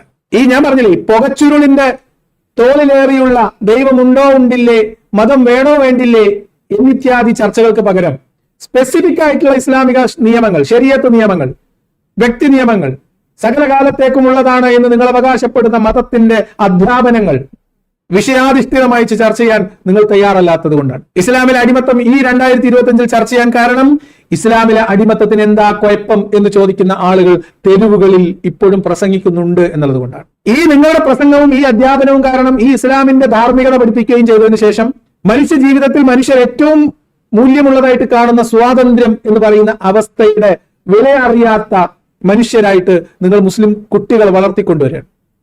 അടിമത്തത്തിന് ഇപ്പൊ എന്താ കുഴപ്പം? ഓൾക്ക് ഡ്രസ്സ് കിട്ടുന്നില്ലേ, ഓൾക്ക് പാർപ്പനമില്ലേ, ഭക്ഷണമില്ലേ, മുതലാളിയുടെ നിന്ന് സ്ത്രീകളാണെങ്കിൽ ആവശ്യത്തിന് ലൈംഗിക സുഖവും കൊടുക്കുന്നില്ലേ, പിന്നെന്താ ഓൾക്ക് വേണ്ടത് എന്ന് ചോദിക്കുന്ന ജൻസിയെ ഉൽപ്പാദിപ്പിക്കുന്ന മദ്രസകൾ നമ്മുടെ നാട്ടിലുള്ളത് കൊണ്ടാണ് ഈ കാലഘട്ടത്തിലും നമ്മൾ ഇസ്ലാമിലെ അടിമത്തം ചർച്ച ചെയ്യേണ്ടി വരുന്നത്. രണ്ട് കാര്യമാണ് ഇസ്ലാമിലെ അടിമത്തം ഇപ്പോഴും സജീവമായിട്ട് ചർച്ച ചെയ്യാൻ എന്നെ പ്രേരിപ്പിക്കുന്നത് രണ്ട് കാര്യങ്ങളാണ്. ഒന്ന്, ഈ അർത്ഥത്തിൽ ഞാൻ പറഞ്ഞ പുതിയ തലമുറയുടെ സാമാന്യ ബോധത്തെ പോലും കാർന്നു നിന്ന് തിന്നുന്ന തരത്തിൽ മനുഷ്യത്വഹീനമായ ഈ ദുഷിച്ച വ്യവസ്ഥിതിയെ ന്യായീകരിക്കുന്ന പാഠഭാഗങ്ങൾ ഇപ്പോഴും പഠിപ്പിക്കുന്നത് കൊണ്ട് വിമർശനങ്ങൾക്ക് മറുപടി പറയാൻ അടിമ സ്ത്രീയെ അല്ലെങ്കിൽ ഭർത്തൃമതിയായിട്ടുള്ള സ്ത്രീകളെ പിടിച്ചുകൊണ്ടുവന്ന് ബലാത്സംഗം ചെയ്യുന്നതിനെ കുറിച്ച് വിമർശകർ ചോദിക്കുന്നല്ലോ എന്ന് പറയുമ്പോൾ അതിനിപ്പോ എന്താ കുഴപ്പം എന്ന് ചോദിക്കുന്ന മൂല്യന്മാർ കളം വാഴുന്നത് കൊണ്ട് എത്ര നീചമായ ഒരു വ്യവസ്ഥിതിയാണ് നിർലജ്ജം നിങ്ങൾ വ്യാഖ്യാനിക്കുന്നത്, നിങ്ങൾ ന്യായീകരിക്കുന്നത് എന്നറിയാവുന്നത് കൊണ്ട് അത് പൊതുസമൂഹത്തിന് മുമ്പിൽ തുറന്നു കാണിക്കുക എന്ന ഉത്തരവാദിത്തമാണ് ഒന്നാമത്തെ കാര്യം. രണ്ടാമത്തെ പ്രധാനപ്പെട്ട കാരണം ഇസ്ലാം എന്ന് പറയുന്ന മതത്തിന്റെ അടിസ്ഥാന ആശയമായിട്ടുള്ള അതിന്റെ കടക്കൽ കത്തിവെക്കുക എന്ന ഉദ്ദേശത്തിലാണ്. നിങ്ങളുടെ വിശ്വാസത്തിന്റെ അടിസ്ഥാനം ഇസ്ലാം എന്ന് പറയുന്ന മതം ദൈവികമായ മതമാണെന്നും അത് സകല കാലത്തേക്കും സകല മനുഷ്യർക്കുമുള്ള ഏറ്റവും മികച്ച ജീവിത നിയമ സംഹിതയാണ് എന്നും നിങ്ങൾ അവകാശപ്പെടുമ്പോ ഒരു വ്യവസ്ഥയിൽ എങ്ങനെയാണ് അടിമത്തം നിങ്ങൾ ഉദ്ദേശിക്കുന്ന നിങ്ങൾ സിഫത്ത് പറഞ്ഞിട്ടുള്ള അള്ളാഹു, നിങ്ങൾ പറയുന്ന പ്രകാരം സിഫത്തുള്ള അള്ളാഹു എങ്ങനെയാണ് അടിമത്തം അനുവദനീയമാകുന്ന ഒരു വ്യവസ്ഥിതിക്ക് അംഗീകാരം കൊടുക്കുന്നത്? എങ്ങനെയാണ് എല്ലാ കാലത്തേക്കുമുള്ള എല്ലാ മനുഷ്യർക്കുമുള്ള വിമോചനത്തിന്റെ, സ്വാതന്ത്ര്യത്തിന്റെ, മാനവികതയുടെ, സ്നേഹത്തിന്റെ, കാരുണ്യത്തിന്റെ മതത്തിൽ അതിന്റെ പ്രബോധകനായി വന്ന, അത് മനുഷ്യർക്ക് ജീവിച്ചു കാണിക്കാൻ വന്ന പ്രവാചകന് എങ്ങനെയാണ് അടിമ സ്ത്രീകൾ ഉണ്ടാവുന്നത്? എങ്ങനെയാണ് അടിമ സ്ത്രീകൾ സമ്മാനമായി, സ്ത്രീ ശരീരം സമ്മാനം സ്വീകരിക്കാൻ കഴിഞ്ഞത്? എങ്ങനെയാണ് മനുഷ്യരെ കൊലപ്പെടുത്തിയിട്ട് അവരുടെ സ്ത്രീകളെയും കുട്ടികളെയും ബലമായി പിടിച്ചുകൊണ്ടുവന്ന് അടിമകളാക്കി, മനുഷ്യർക്കിടയിൽ ലൈംഗിക അടിമകളാക്കി പോലും വീതം വെക്കാൻ കഴിയുന്നത്? പെൺകുട്ടികളെയും സ്ത്രീകളെയും ഒക്കെ പിടിച്ചുകൊണ്ട് വന്ന് സംഘാംഗങ്ങൾക്കിടയിൽ വീതം വെച്ചു കൊടുക്കുന്ന, പെൺ ശരീരങ്ങൾ വീതം വെച്ചു കൊടുത്ത ഒരു മനുഷ്യൻ എങ്ങനെയാണ് നിങ്ങൾ പറയുന്ന പ്രകാരമുള്ള സിഫത്തുകൾക്ക് അർഹനാകുന്നത്? അല്ലെങ്കിൽ അങ്ങനെ ഒരു അള്ളാഹുവിന്റെ പ്രബോധകനായിട്ട് വരാൻ അർഹനാകുന്നത്? ഈ ചോദ്യം ഇസ്ലാമിന്റെ അടിസ്ഥാന വിശ്വാസത്തിന്റെ കടക്കൽ കത്തിവെക്കുന്നതാണ്. അതുകൊണ്ടാണ് അടിമത്തം എന്ന് കേൾക്കുമ്പോഴത്തേക്ക് എല്ലാവരും മാളത്തിലേക്ക് വലിയുന്നത്. അതുകൊണ്ടാണ് ചെറിയ കൂട്ടം സ്റ്റുഡിയോക്കകത്തേക്ക് തല വലിക്കുന്നത്. അതുകൊണ്ടാണ് വലിയ ഉസ്താദുമാർ സ്റ്റുഡിയോക്കകത്ത് നിന്ന് തല പുറത്തോട്ടിടരുത്, ബേസ് ഇല്ലാത്തവരൊന്നും സമ്മതിക്കാൻ പോകരുത്, ബേസ് ഇല്ലാത്തവർ സമ്മതിച്ചാൽ ആളുകളുടെ ഈമാൻ നഷ്ടപ്പെട്ടു പോകും എന്ന ആശങ്ക പ്രകടിപ്പിക്കുന്നു. അതുകൊണ്ടാണ് വിമർശനങ്ങൾക്ക് മറുപടി പറയാൻ നിങ്ങൾ അവരുടെ വിമർശനം കേൾക്കരുത് എന്ന് പറഞ്ഞിട്ട് പേരോട് അബ്ദുറഹ്മാൻ സഖാഫി നിലവിളിക്കുന്നത്. മനസ്സിലായോ ഹൈത്തമിക്ക്? ഇനിയും മനസ്സിലായിട്ടില്ലെങ്കിൽ അമുസ്ലിങ്ങളോട് അല്ലെങ്കിൽ ഇസ്ലാമിനെ കുറിച്ച് അക്കും മുക്കും തിരിയാത്ത രാഹുൽ ഈശ്വറിനോട് എന്താ പറയുക, സംവാദം നടത്തിയെന്ന് നിങ്ങൾ വ്യാകുലപ്പെടണ്ട. ഷുഹൈബുൽ ഹൈത്തമി വരൂ, ഇസ്ലാമിലെ അടിമത്തം നമുക്ക് ചർച്ച ചെയ്യാം. അടിമത്തം എന്ന് പറയുന്ന ആ ദുഷിച്ച വ്യവസ്ഥിതി തെറ്റാണ് എന്ന് മുസ്ലിം സമൂഹത്തിലെ ഒരു വിഭാഗം മനുഷ്യരെ കൊണ്ടെങ്കിലും പറയിപ്പിക്കണം. അടിമത്തത്തിന് എന്താ കുഴപ്പം എന്ന ചോദ്യമല്ല. ഭർത്തൃമതികളെ ബലാത്സംഗം ചെയ്യാൻ വേണ്ടിയിട്ട് മുഹമ്മദ് നബി അള്ളാഹു അനുവാദം കൊടുത്തു എന്ന് പറഞ്ഞപ്പോ അതിനെന്താ കുഴപ്പം എന്ന് ചോദിക്കുന്ന ഹൈത്തമിക്ക് ആർജവമുണ്ടെങ്കിൽ നമുക്ക് രാഹുൽ ഈശ്വറിനെ മോഡറേറ്റർ ആക്കി വെക്കാം. നിങ്ങൾ വരി സംവാദത്തിന്. നിങ്ങളുണ്ടോ ഹൈത്തമി? നിങ്ങളുണ്ടെങ്കിൽ ഇപ്പൊ പറയണം. ഇനി പറഞ്ഞു വരുന്നതെന്ന് വെച്ചാൽ ഷുഹൈബുൽ ഹൈത്തമിയുടെ പക്ഷേ വിഷയം ഇതൊന്നുമല്ല. ഷുഹൈബുൽ ഹൈത്തമി ഇത് വെച്ചിട്ട് വേറെ ഒരു പുകയുടെ ചിറകിലിറമ്പുവാണ്. അതെന്താണ് കേൾക്കാം. നമുക്ക് ചിന്തിക്കാൻ കഴിയുന്നുണ്ട്, ഇവിടെയുള്ള ഒരു ക്രൈസ്തവ സഹോദരങ്ങളുടെ ഒരു ബൈബിളിക്കലായിട്ടുള്ള ഒരു വിഷയത്തിൽ ഇവിടെ ഒരു ഹൈന്ദവ സഹോദരനും ഒരു നിരീശ്വരവാദിയും സംവാദം നടത്തുമെന്ന്. ഹിന്ദു വിശ്വാസവുമായി ബന്ധപ്പെട്ട ഏതെങ്കിലും ഒരു വിഷയത്തിൽ ഒരു മുസൽമാനും ഒരു നാസ്തികനും സംവാദം നടത്തുമെന്ന് നമുക്ക് ചിന്തിക്കാൻ പറ്റുന്നുണ്ടോ? ഇല്ല. പക്ഷെ ഇപ്പോഴും സമൂഹത്തിൽ ഇസ്ലാമാണ് വിഷയമെങ്കിൽ അതിന് ഇടമുണ്ട്. ഇസ്ലാമാണ് ചർച്ചയെങ്കിൽ സാമൂഹികമായി അതിലൊരു പ്രസക്തിയുണ്ട്. വേറെ ഒന്നിനും ആ ഒരു പ്രത്യേകത കാണുന്നില്ല എന്ന് ഞാൻ അതിശയോക്തി പറയുകയല്ല, അനുഭവം, വാർത്താ റിപ്പോർട്ടിംഗ് പോലെ നമുക്ക് പറയാൻ കഴിയും എന്നാണ്. ഞാൻ ഈ വീഡിയോ കട്ട് ചെയ്തിട്ട് ഇത് സേവ് ചെയ്ത സമയത്ത് ചില ഭാഗങ്ങൾ മിസ്സായി പോയിട്ടുണ്ടോ എന്ന് എനിക്കൊരു സംശയമുണ്ട്. അത് എന്തുകൊണ്ടാണ് സംഭവിച്ചതെന്ന് എനിക്കറിയില്ല. ചെറിയ ഒരു സെന്റൻസ് ഒക്കെ മുറിഞ്ഞു പോയിട്ടുണ്ട്. അപ്പോൾ ഇദ്ദേഹം പറയുന്നത് ഇതൊക്കെ വെച്ചിട്ട് ഒരു ഹിന്ദു സഹോദരൻ ഒരു ക്രിസ്ത്യൻ മതത്തിന്റെ കാര്യത്തിൽ ഇപ്പോൾ രാഹുൽ ഈശ്വർ ക്രിസ്ത്യാനികളായിട്ട് സംവാദം നടത്തുമോ, അല്ലെങ്കിൽ ഞാൻ ഒരു ക്രിസ്ത്യാനിയുമായിട്ട് അല്ലെങ്കിൽ ഒരു മുസൽമാൻ അല്ലെങ്കിൽ ഷുഹൈബുൽ ഹൈത്തമി ക്രിസ്ത്യാനികൾക്ക് വേണ്ടി നിരീശ്വരവാദികൾ സംവാദം നടത്തുമെന്നാണ്. ഇത് ഇസ്ലാമിന്റെ പ്രസക്തിയല്ല, ആധുനിക കാലത്ത് കേരളത്തിലെ മുസ്ലിം പണ്ഡിതന്മാരുടെ ഗതികേടിന്റെ തെളിവാണ്. അതാണ് വാർത്താ റിപ്പോർട്ടിംഗ് പോലെ നിങ്ങളുടെ മുമ്പിൽ പ്രകടമാകുന്നതെന്ന് ഷുഹൈബുൽ ഹൈത്തമി മനസ്സിലാക്കും. ഇസ്ലാമിക വിഷയം ചർച്ച ചെയ്യാൻ മുസ്ലിം പണ്ഡിതന്മാർ തയ്യാറാകുന്നില്ല. ആശയം പറയുന്നിടത്തേക്ക് നിങ്ങൾ തിരിഞ്ഞു നോക്കുന്നില്ല. അതിന് പകരം നിങ്ങൾക്ക് ഇരവാദം മുഴക്കാൻ പറ്റുന്ന സ്ഥലങ്ങളിലേക്ക് മാത്രം നിങ്ങൾ കണ്ണും കാതും തുറന്നു വെച്ചിരിക്കുകയാണ്. അതിന്റെ ഭാഗമായിട്ടാണ് ഈ പരിപാടിയുടെ സംഘാടനം പോലും ഒരു വേറൊരു സംഘടനയുടെ ഭാഗമാണ് എന്ന് നിങ്ങൾ മനഃപൂർവ്വം വരുത്തി തീർക്കുന്നത്. നിങ്ങൾക്കറിയാം അതല്ല. അപ്പൊ ഇത് നിങ്ങളുടെ ഒരു അജണ്ടയാണ്. നിങ്ങൾക്കിതിന് കഴിയാത്തത് കൊണ്ടാണ്. മതം പറയുന്നവനോട് മതം പറഞ്ഞുകൊണ്ട് മതം വിമർശനം നടത്തുന്നവർക്ക് നേരെ മതപണ്ഡിതന്മാർ വരുന്നില്ല എന്നുള്ളതാണ് പ്രശ്നം. അതുകൊണ്ടാണ് രാഹുൽ ഈശ്വർ വരേണ്ടി വന്നത് എന്നതാണ് പ്രശ്നം. ഇനി ആ വിഷമം പരിഹരിക്കാൻ നമുക്ക് ഷുഹൈബുൽ ഹൈത്തമിയുടെ മുമ്പിൽ ഞാൻ ആ ക്ഷണം വെച്ചിട്ടുണ്ട്. നിങ്ങൾക്ക് സ്വീകരിക്കാമെങ്കിൽ സ്വീകരിക്കും. അല്ലെങ്കിൽ തന്നെ ഈ മുശ്രിക്കുകളോടൊക്കെ ഇസ്ലാം വിമർശിച്ചിട്ട് ഡിബേറ്റ് ചെയ്തിട്ട് എന്താ കാര്യം? അവരും നാളെ പോയി കിടക്കാൻ പോകുന്നത് ഞാൻ കിടക്കുന്നതിനേക്കാളും വലിയ നരകത്തിലാണ്. മഹാഭാവങ്ങൾക്ക് അറിയില്ലല്ലോ, അവർ സാധുക്കൾ. അത് പോട്ടെ. അപ്പം എന്തായാലും അങ്ങനത്തെ കാര്യങ്ങളൊക്കെ നിങ്ങൾ ഒന്ന് മാറ്റിവെക്കാം. അതിനൊക്കെ നമുക്ക് പരിഹാരമുണ്ടാക്കാം. ഈ കാലത്തും ഇസ്ലാം മുൻനിർത്തിക്കൊണ്ട് ലോകത്തോട് സംസാരിക്കാൻ പറ്റുമോ എന്ന് നാം ചിന്തിക്കുന്നുവെങ്കിൽ നമ്മൾ അറിയേണ്ടത് ലോകം ഇപ്പോഴും സംസാരിക്കുന്നത് ഇസ്ലാമിനെ കുറിച്ചാണെന്നുള്ളതാണ്. എന്നുള്ള മറുപടി ഞാൻ പറഞ്ഞു കഴിഞ്ഞു. എന്തുകൊണ്ടാണ് സംസാരിക്കേണ്ടി വരുന്നത്, എന്താണ് സംസാരിക്കുന്നത്, ലോകം ഇസ്ലാമിനെ കുറിച്ച് സംസാരിക്കുന്നത് എന്താണ് എന്ന് അതിന്റെ കാരണവും എന്താന്നൊക്കെ നമ്മൾ നേരത്തെ പറഞ്ഞു, അതുകൊണ്ട് ആവർത്തിക്കുന്നില്ല. ഇനി അതിന്റെ ഒരു ഫിലോസഫിക്കൽ സൈഡിലേക്ക് വന്നാലോ, അതായത് ഞാൻ നേരത്തെ പറഞ്ഞ പുകയുടെ ചിറകിലേക്ക് വന്നാലോ എന്നാണ് ചോദിക്കുന്നത്. ഇനി ഇസ്ലാമിക വിമർശനം നടത്തുമ്പോൾ ഇസ്ലാം വിമർശനത്തിന്റെ അയുക്തി വിശദീകരിക്കാൻ വേണ്ടി അദ്ദേഹം അതിന്റെ ഒരു ഫിലോസഫിക്കൽ ആംഗിളിലേക്ക് പോവുകയാണ്. എന്താണ് നമ്മളുടെ ഒരു ചോദ്യം? ഈ കാലഘട്ടത്തിലും 6-ാം നൂറ്റാണ്ടിലുള്ള ഒരു ഗ്രന്ഥം വെച്ചുകൊണ്ട് ജീവിക്കാൻ പറ്റുമോ എന്നുള്ളത്. ഈ 6-ാം നൂറ്റാണ്ടിലെ കിതാബ് എന്നുള്ളത് അവരുടെ ഒരു പ്രയോഗമാണ്. അത് 7-ാം നൂറ്റാണ്ടിലാണ്. നമ്മളത് പറയാൻ ശ്രമിക്കാറുണ്ട്. 6-ാം നൂറ്റാണ്ട് എന്ന് പറയുന്നത് അവരൊന്നും ഭൂമിയിൽ വെച്ചുകൂടാൻ പാടില്ലാത്തതാണ്. ശരിക്കും വാസ്തവം പറയുകയാണ്, അലിയാർ കാസിം പറഞ്ഞ പറയുകയാണ്. 7-ാം നൂറ്റാണ്ടിലല്ലേ? 6-ാം നൂറ്റാണ്ടിലാണോ? അല്ല. ഇസ്ലാം പൂർത്തീകരിക്കുന്നത് 7-ാം നൂറ്റാണ്ടിന്റെ ആദ്യ 10കളിൽ ആണ്. അതുകൊണ്ട് അത് ഇനി പറയുമ്പോൾ 7-ാം നൂറ്റാണ്ടിൽ നിന്ന് തന്നെ പറയണം. ആദ്യമല്ല, ആദ്യത്തെ ഒരു 622 ശേഷമാണല്ലോ. നോക്കാം. വിശുദ്ധ ഖുർആൻ അവതീർണമായത് 7-ാം നൂറ്റാണ്ടിലാണ്. ക്രിസ്തബ്ദം 609 അല്ലെങ്കിൽ 10 ആ കാലഘട്ടത്തിലാണ് അവതീർണമായി തുടങ്ങുന്നത്. അപ്പൊ ഖുർആൻ അവതരിച്ച് തുടങ്ങുന്നത് ശരിയാണ്, ആദ്യ ദശകത്തിലാണ്. 7-ാം നൂറ്റാണ്ടിലാണ് ശരിക്കും. 6-ാം നൂറ്റാണ്ടിലെ മുഹമ്മദ് എന്നൊക്കെ പറഞ്ഞ പരമമാന്യനായിട്ടുള്ള ഒരാളായിരുന്നു. 6-ാം നൂറ്റാണ്ട് എന്ന് ഞാൻ പറയുമ്പോൾ അത് നമുക്കിവിടെ വെച്ച് തിരുത്താം. അത് ഷുഹൈബുൽ ഹൈത്തമി പറഞ്ഞുകൊണ്ട് മാത്രമല്ല, ഞാനത് പലപ്പോഴും പറയാറുണ്ട്. 7-ാം നൂറ്റാണ്ട് തന്നെയാണ്. ആ 6-ാം നൂറ്റാണ്ടെന്ന് പറഞ്ഞ് ശീലിച്ചവർ അത് മാറ്റി പിടിക്കണം തന്നെ എനിക്കും പറയാനുള്ളത്. കാരണം 6-ാം നൂറ്റാണ്ടിലെ മുഹമ്മദിനെ നമുക്ക് വിമർശിക്കാൻ കാര്യമായിട്ടൊന്നും ഇല്ല. 6-ാം നൂറ്റാണ്ടിലെ മുഹമ്മദ് ഒരു സാധാരണ അറബി പയ്യനായിരുന്നു എന്ന് സാക്ഷാൽ എം അക്ബർ തന്നെ സാക്ഷ്യപ്പെടുത്തിയിട്ടുണ്ട്. 7-ാം നൂറ്റാണ്ടിലാണല്ലോ ആര് ജിബ്രീൽ ഹലാക്കായിട്ട് വരുന്നത്. 6-ാം നൂറ്റാണ്ടിലെ മുഹമ്മദ് എന്ന് പറഞ്ഞാൽ അബൂ താലിബിന്റെ മകളുമായിട്ടുണ്ടായിരുന്ന ചെറിയ ഇഷ്ടമൊക്കെ ആയിട്ട് ഒരു സാധാരണ അറബി പയ്യൻ, അത്യാവശ്യം സ്നേഹവും പ്രേമവും അല്ലെങ്കിൽ കവിതയും പാട്ടും പരിപാടികളും സാംസ്കാരിക പരിപാടിയും കവിയരങ്ങും യാത്രയും കച്ചവടവും ഒക്കെ ആയിട്ട് ജീവിച്ച ഒരു ഗോത്രകാല യുവാവ്.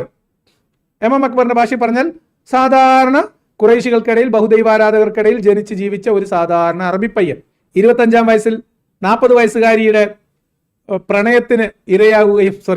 പ്രണയത്തിന് പാത്രമാവുകയും 40 വയസ്സുകാരിയുടെ അഭിനിവേശത്താൽ ആ 40 വയസ്സുകാരിയുടെ താല്പര്യത്തെ മുൻനിർത്തി മുഹമ്മദിനോട് വിവാഹാലോചന നടത്തുകയും മുഹമ്മദ് കച്ചവടത്തിലെ മിടുക്ക് കാരണം ഖദീജക്കുണ്ടായിട്ടുള്ള പ്രണയം സ്വീകരിക്കുകയും അങ്ങനെ മുഹമ്മദും ഖദീജയും കല്യാണമൊക്കെ കഴിച്ച് അതിൽ 3-4 കുട്ടികളൊക്കെ ആയി സ്വസ്ഥമായിട്ട് ആ മക്കയിൽ ജീവിച്ചു വരികയായിരുന്നു 6-ാം നൂറ്റാണ്ടിലെ മുഹമ്മദ്. അതുകൊണ്ട് 6-ാം നൂറ്റാണ്ടിലെ മുഹമ്മദിനെ വിമർശിക്കുന്ന പരിപാടി നമ്മൾ ഇന്നിപ്പം നിർത്തണം. ഇന്ന് മുതൽ നമ്മൾ 7-ാം നൂറ്റാണ്ടിലെ മുഹമ്മദിനെ വിമർശിക്കാൻ തുടങ്ങാം. എന്തു പറയും, നിങ്ങൾ റെഡിയല്ലേ? ആ തെറ്റ് തിരുത്താൻ നിങ്ങൾ തയ്യാറുണ്ടോ എന്നാണ് ചോദ്യം. 6-ാം നൂറ്റാണ്ടിൽ എന്ന് പറയുന്നവർ വാസ്തവത്തിൽ അബദ്ധം പറയുകയാണ്. 7-ാം നൂറ്റാണ്ടിലാണല്ലോ. റെഡിയാണ്? നിങ്ങൾ എന്താ മറുപടി പറയാത്തത്? നിങ്ങളെ മറുപടി കിട്ടിയിട്ട് വേണം നമുക്ക് മുന്നോട്ട് പോകാൻ. 7-ാം നൂറ്റാണ്ടിലെ മുഹമ്മദിനെ കുറിച്ച് വിമർശിക്കാം. റെഡിയല്ലേ? അപ്പൊ 7-ാം നൂറ്റാണ്ട് എല്ലാവരും ഒന്ന് 7-ാം നൂറ്റാണ്ട് എന്ന് എഴുതി. 6-ാം നൂറ്റാണ്ട് എന്ന് എഴുതി നിങ്ങൾ അങ്ങനെ ശീലായി പോയതാണ്. നന്ദി ഹൈത്തമി ഉസ്താദെ, 1000 നന്ദി. നമ്മൾ ഇങ്ങനെയാണ്, തെറ്റുകൾ നമ്മൾ തിരുത്തി മുന്നോട്ട് പോകണം. ചെറിയ പിഴവുകളൊക്കെ തിരുത്തി തന്നെ നമ്മൾ മുന്നോട്ട് പോകണം. 7-ാം നൂറ്റാണ്ടിലെ മുഹമ്മദ്, 7-ാം നൂറ്റാണ്ടിലെ ഇസ്ലാം. 6-ാം നൂറ്റാണ്ടിലെ ഇസ്ലാം ഇല്ല, ശരിയാണ്. 6-ാം നൂറ്റാണ്ടിലെ കിതാബും ഇല്ല, 7-ാം നൂറ്റാണ്ടിലാണ് കിതാബ്. തിരുത്തണം. അപ്പൊ 7-ാം നൂറ്റാണ്ട്. അപ്പൊ 7-ാം നൂറ്റാണ്ടിലെ മുഹമ്മദ്, അതാണല്ലോ ഇപ്പൊ വിമർശനം. 7-ാം നൂറ്റാണ്ടിലെ കിതാബ് ഇന്നത്തെ കാലത്ത് പ്രസക്തമാണോ എന്നുള്ളതാണല്ലോ വിമർശകരുടെ ചോദ്യം എന്നാണ് ഷുഹൈബുൽ ഹൈത്തമി ചോദിച്ചു തുടങ്ങിയത്. അപ്പൊ 6-ാം നൂറ്റാണ്ടല്ല 7-ാം നൂറ്റാണ്ട് വിഷയത്തിൽ പറയും. അല്ലെങ്കിൽ അവരുടെ പ്രചരണം കേട്ട് നമ്മളും ഒരുപക്ഷെ ചിന്തിച്ചു പോയിട്ടുണ്ടായേക്കാം. പ്രാചീന മനുഷ്യർ, മധ്യകാല മനുഷ്യർ, ആധുനിക മനുഷ്യർ, AI യുഗത്തിലെ മനുഷ്യർ, ഇങ്ങനെ മനുഷ്യവംശത്തെ കുറെ സെഗ്മെന്റേഷൻ ചെയ്യും, കഷ്ണിക്കും, കത്രിക്കും, ഖണ്ഡിക്കും. എന്നിട്ട് ഒരു കേട്ടോ ചെറിയൊരു പ്രശ്നം എന്താണ് അവർ ആക്കിക്കൂട്ടി വെക്കുക? നമ്മൾ ഈ കാലഘട്ടത്തിൽ ജീവിക്കുന്ന മനുഷ്യർ കുറച്ച് ഉന്നതന്മാരായ മനുഷ്യന്മാരാണ്. ഇസ്ലാമും ആധുനികതയും അല്ലെങ്കിൽ ഇസ്ലാമും നാസ്തികതയും വേറിട്ട് നിൽക്കുന്ന അടിസ്ഥാനപരമായ സാമൂഹികമായ ഒരു തലം ഇനി പറയുന്നതാണ്. ആധുനികതയും നാസ്തികതയും ഒക്കെ മുന്നോട്ട് വെക്കുന്ന ഒരു കൺസെപ്റ്റ് ഇന്ന് ജീവിക്കുന്ന നാം ഈ സമൂഹം ആദ്യകാലക്കാരായ സമൂഹത്തെക്കാൾ മേന്മയുള്ളവരാണ്, മികച്ചവരാണ്, വികസിച്ചവരാണ് എന്നുള്ളതാണ്. അവരെ വിശ്വാസപ്രകാരം ബേക്കിലേക്ക് പോകുന്തോറും മനുഷ്യർ പഴകിയവരും പോരാത്തവരും അപൂർണരുമാണ്. ഇത് നമുക്കൊന്ന് ചെറുതായിട്ടൊന്ന് വിശകലനം ചെയ്യാം. ഇവിടെ ഞാൻ നേരത്തെ പറഞ്ഞ പുകയുടെ ചിറകിലോട്ട് ചെറുതായിട്ട് കയറ്റി വെച്ചിട്ടുണ്ട്. അപ്പോൾ ഇതിലെൻ്റെ ഒരു കാഴ്ചപ്പാട് പറയാം.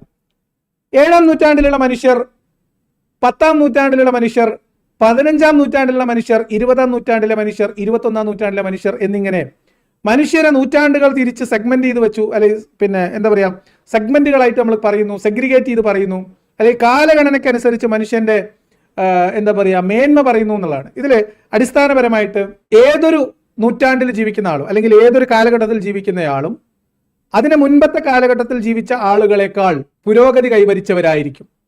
ഏത് രീതിയിൽ? അറിവ്, സങ്കേതങ്ങൾ, പ്രയോഗങ്ങൾ, അതുവഴി ജീവിതത്തിന്റെ സൗകര്യങ്ങൾ, ജീവിതത്തെക്കുറിച്ചുള്ള കാഴ്ചപ്പാടുകൾ, സാമൂഹികമായിട്ടുള്ള കാഴ്ചപ്പാടുകൾ എന്നിങ്ങനെ അറിവുകളുടെ വർധനവാണ് ആധുനിക മനുഷ്യരിൽ, പ്രാചീനകാല മനുഷ്യരിൽ നിന്ന് ആധുനികമായ മനുഷ്യനിലേക്കുള്ള സാമൂഹിക പരിണാമം അല്ലെങ്കിൽ രാഷ്ട്രീയ പരിണാമം. അതിനെയാണ് സൂചിപ്പിക്കുന്നത്. അല്ലാതെ പണ്ടത്തെ കാലത്തെ ആളുകൾക്ക് സ്നേഹം ഉണ്ടായിരുന്നില്ല, ഇപ്പോഴത്തെ ആൾക്കാർക്ക് സ്നേഹമുണ്ട്. പണ്ടത്തെ ആളുകൾക്ക് കൈയിൽ മുറിച്ചാൽ ചോര വരുമായിരുന്നില്ല, ഇപ്പോഴത്തെ ആൾക്കാർക്ക് വരും, അങ്ങനെയല്ല.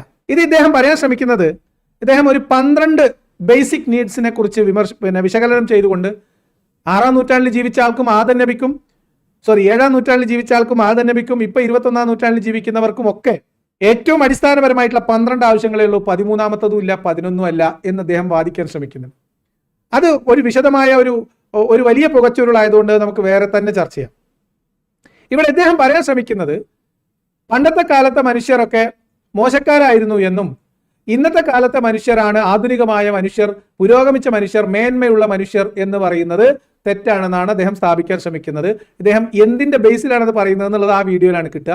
പക്ഷെ ഇദ്ദേഹം പറയാൻ ശ്രമിക്കുന്നതിലെ അബദ്ധം ഇതാണ്, അങ്ങനെ തന്നെയാണ്. ഒരു കാലഘട്ടത്തിൽ ജീവിച്ച മനുഷ്യർ, അവരുടെ പരിമിതി അറിവ്, മനുഷ്യർ സാമൂഹികമായിട്ട് പുരോഗമിക്കുന്നത്, രാഷ്ട്രീയമായിട്ട് പുരോഗമിക്കുന്നത്, കാഴ്ചപ്പാടുകൾ വികസിക്കുന്നത്, വൈകാരികമായിട്ടുള്ള നിയന്ത്രണങ്ങൾ ഉണ്ടാക്കുന്നത്, സാമൂഹിക ധാർമ്മികത ഉരുത്തിരിഞ്ഞു വരുന്നത് ഒക്കെ കാലക്രമേണ സംഭവിക്കുന്നതാണ്. അതിന് നിദാനം അറിവാണ്. ശാസ്ത്രീയമായിട്ടുള്ള പുരോഗതിയാണ് ജീവിതത്തിലെ പുരോഗതി ഉണ്ടാക്കുന്നത്. നമ്മുടെ സങ്കേതങ്ങൾ, ചികിത്സകൾ, മാർഗങ്ങൾ എല്ലാം.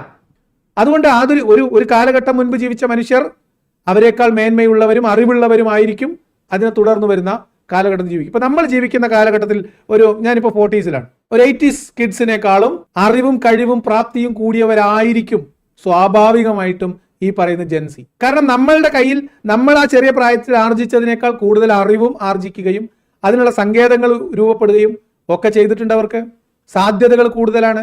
അതുകൊണ്ട് തന്നെ അവരുടെ അനുഭവവും അറിവും കൂടുതലായിരിക്കും. കാഴ്ചപ്പാടുകൾ വ്യത്യാസം ഉണ്ടാവും, ചെറിയ വ്യത്യാസം, ഏറ്റക്കുറച്ചിലുകളൊക്കെ ഉണ്ടാവും. ചില മൂല്യങ്ങളുടെ കാര്യത്തിലൊക്കെ ചിലപ്പോൾ നമുക്ക് ഇവിടുന്ന് നോക്കുമ്പോൾ അവരുടെ മൂല്യങ്ങൾ കുറച്ച് മോശമാണെന്നൊക്കെ തോന്നാം. അതല്ലാതെ പണ്ടത്തെ കാലത്തെ മനുഷ്യരും ഇപ്പോഴത്തെ കാലത്തെ മനുഷ്യരും ഒരേപോലെയാണ്, ഒരു മാറ്റമില്ല എന്ന അദ്ദേഹത്തിന്റെ സിദ്ധാന്തം നമ്മൾ വേറെ വീഡിയോയിൽ വിശകലനം ചെയ്യുന്നുണ്ട്. ഇനി ഇപ്പൊ ഇത് പറഞ്ഞത് ഇദ്ദേഹം പറയുന്നത് എന്താ വെച്ചാൽ ഈ പറയുന്ന വാദഗതി തെറ്റാണ് എന്നാണ്. എന്ത്? ആധുനിക മനുഷ്യർ, പ്രാചീന മനുഷ്യർ, മധ്യകാല മനുഷ്യർ എന്നൊന്നും പറയുന്നത് ഒരു തെറ്റായ സെഗ്രിഗേഷൻ ആണ്. അങ്ങനെയൊന്നും ഇല്ല, എല്ലാം ഒരുപോലെയാണ് എന്നാണ് അദ്ദേഹത്തിന്റെ ആ 12 ആവശ്യ സിദ്ധാന്തത്തിൽ വിശദീകരിക്കുന്നത്. പക്ഷെ എന്നാൽ ഇദ്ദേഹം പറയുന്നത് എന്താ വെച്ചാൽ അങ്ങനെയൊന്നും അല്ല. ശരിക്കും എങ്ങനെയാന്ന് വെച്ചാൽ ഏറ്റവും നല്ല സമൂഹം എന്ന് പറഞ്ഞാൽ 7-ാം നൂറ്റാണ്ടിലെ സമൂഹമാണെന്നാണ്. ഏറ്റവും നല്ല സമൂഹം 7-ാം നൂറ്റാണ്ടിലെ സമൂഹമാണ്. അവിടുന്ന് ഇങ്ങോട്ട് വരുന്നവരും ക്വാളിറ്റി കുറഞ്ഞു വരികയാണ്, മേന്മ കുറഞ്ഞു വരികയാണ് എന്നുള്ളതാണ് ഇദ്ദേഹത്തിന്റെ വിശ്വാസം എന്നാണ് ഇദ്ദേഹം പറയുന്നത്. അതുകൂടി ഒന്ന് കേട്ടോളി. അതുകൊണ്ടാണ് അവരെന്ത് പറയുന്നത്, 2000 കൊല്ലം മുമ്പുള്ള വിശ്വാസം, 1500 കൊല്ലം മുമ്പുള്ള വിശ്വാസം ഇപ്പൊ മോശമല്ലേ? എന്നാൽ ഇസ്ലാമിന്റെ സങ്കല്പമോ? അപ്പൊ ഇസ്ലാമിന്റെ സങ്കല്പം 7-ാം നൂറ്റാണ്ടിലെ ഖുർആൻ വെച്ചിട്ട് 21-ാം നൂറ്റാണ്ടിൽ ഇസ്ലാമിനെ വിമർശിക്കുമ്പോൾ നിങ്ങൾ മനസ്സിലാക്കേണ്ടത് 7-ാം നൂറ്റാണ്ടിലെ വിശ്വാസവും 21-ാം നൂറ്റാണ്ടിലെ വിശ്വാസവും തമ്മിലുള്ള ഈ വിമർശനത്തിന്റെ കാരണം ഇസ്ലാം പ്രശ്നമാണ് എന്ന് നമ്മൾ പറയാൻ കാരണം, തെറ്റാണെന്ന് പറയാൻ കാരണം അദ്ദേഹം പറയുന്നതാണ്. ഇസ്ലാമിന്റെ വിശ്വാസം എന്താണ് ഞാൻ പറഞ്ഞു. ഇസ്ലാമിന്റെ സങ്കല്പം നേരെ എതിരാണ്. ഖൈറുൽ ഖുറൂനി ഖർനി സുമ്മല്ലദീന യലൂനഹും സുമ്മല്ലദീന യലൂനഹും. നാം അഹ്ലുസുന്ന വൽ ജമാഅത്തിന്റെ മൻഹജ് അക്ഷരാർത്ഥത്തിൽ ഇതാണ്. ഏറ്റവും നല്ല കാലഘട്ടം എന്റെ കാലമാണ്, പിന്നീട് അതിനോടടുത്ത കാലഘട്ടമാണ്, അതിൽ പിന്നെ നല്ല കാലം, അതിന്റെ ശേഷകാലമാണ്, അതിൽ പിന്നെ നല്ല കാലം എന്ന് മുഹമ്മദ് റസൂലുള്ളാഹി സ്വല്ലല്ലാഹു അലൈഹി. അതാണ് ഇതിന്റെ ഏറ്റവും രസകരമായിട്ടുള്ള കാര്യം. അതായത് പണ്ടത്തെ കാലത്തെ മനുഷ്യർ മോശമാണെന്നും 7-ാം നൂറ്റാണ്ടിലെ ധാർമ്മികത പ്രശ്നമാണെന്നും 7-ാം നൂറ്റാണ്ടിലെ ഇസ്ലാമും മുഹമ്മദ് നബിയൊക്കെ പ്രശ്നമാണെന്നും 21-ാം നൂറ്റാണ്ടിലെ നമ്മളാണ് ആധുനിക മനുഷ്യർ എന്നൊക്കെ പറഞ്ഞ തെറ്റാണ്.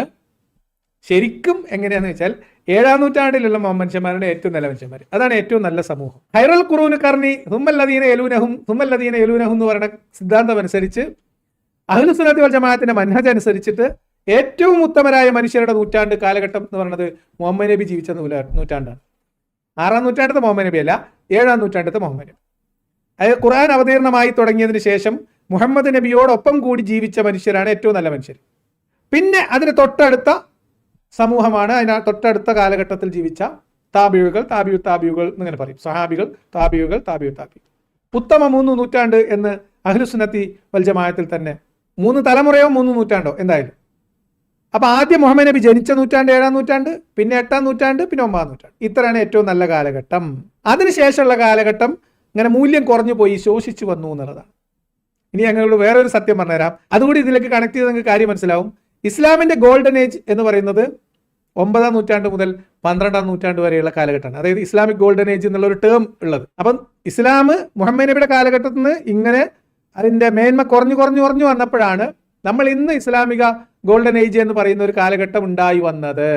എന്നിട്ട് അങ്ങനെ ഉണ്ടായി വന്ന കാലഘട്ടത്തെ അടിച്ച് തമർത്ത് പണ്ട് നബി പറഞ്ഞ ആ ഉത്തമ 3 നൂറ്റാണ്ടിലേക്ക് ഈ 9-ാം നൂറ്റാണ്ട് മുതൽ 13-ാം നൂറ്റാണ്ട് വരെ ഉണ്ടായ ഇസ്ലാമിക സമൂഹത്തിലുണ്ടായ പരിവർത്തനങ്ങളെയൊക്കെ നശിപ്പിച്ചും തകർത്തും തിരിച്ച് മുഹമ്മദ് നബിയുടെ കാലഘട്ടത്തിലേക്ക് തിരിച്ചു കൊണ്ടുപോകാൻ വേണ്ടി കച്ചകെട്ടി ഉറങ്ങിയ ആൾക്കാരാണ് വഹാബികൾ അഥവാ സലഫികൾ.